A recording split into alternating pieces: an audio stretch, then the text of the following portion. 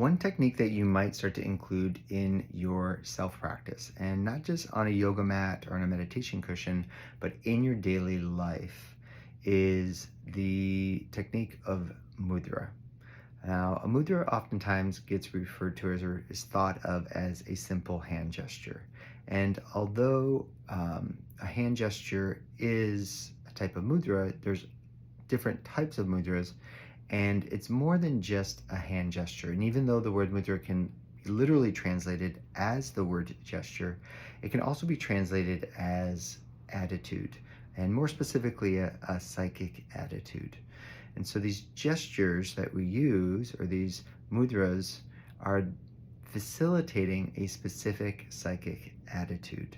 And a lot of people are familiar with bringing the palms together, for instance, which we call Anjali Mudra.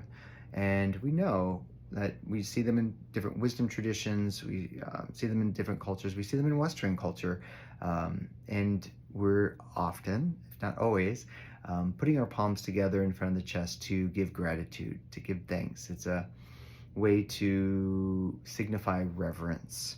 And the thing about mudras is that it's not just to express outwardly that particular attitude, but it is there to also instill that psychic attitude within us.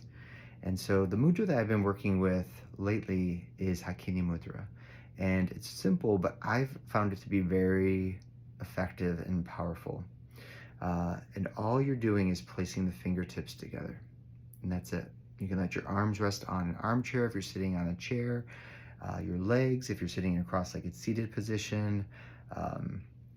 This particular mudra is often affiliated with Ajna Chakra, which is sometimes called the third eye, which is an energy center that's in the center of the brain. So sometimes people put the mudra in front of their forehead.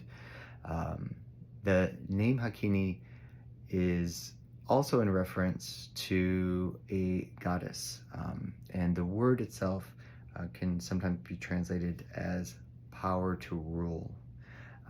And so this mudra builds concentration of the mind. For me, it's also really helped with any time that I've felt like a little uneasy or anxious. I just flew to Boston recently, and sometimes if I'm sitting in an airport or on a plane for a long time, I just get a little antsy or a little anxious. And so, I used this mudra, and it curbed some of those anxious or unsettled feelings. I've also used it just during concentration or meditation to help draw my senses inward, to calm the mind. I've used the mudra when I feel like I've been indecisive, or I feel like I want some clarity on maybe how to respond to something, or if I'm feeling overwhelmed by like maybe certain thoughts or emotions that are coming up. And so there's lots of benefits to this mudra. And so I recommend that you try it yourself, particularly in moments where you might be able to see a more immediate effect.